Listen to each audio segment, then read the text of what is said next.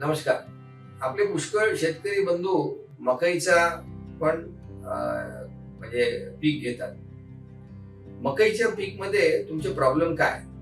तर generally problem असा असतो की आपली उगवणची शक्ती किती, आपण बीज किती टाकले आणि त्याच्यामधून किती बाहेर निघाले, किती वेळ लागला आणि त्याच्यानंतर एका महिन्याच्या नंतर किती जिवंत राहिले. मकईच्या शेतीमध्ये मुळांचा विकास चांगला कसा करायचा, तर हे सगळं जर तुम्हाला शिकायचं आहे, या अडचणी कशा दूर करायच्या आहे, तर तुम्ही कृषी जागरणच्या या नंबरवर कॉन्टॅक्ट करा.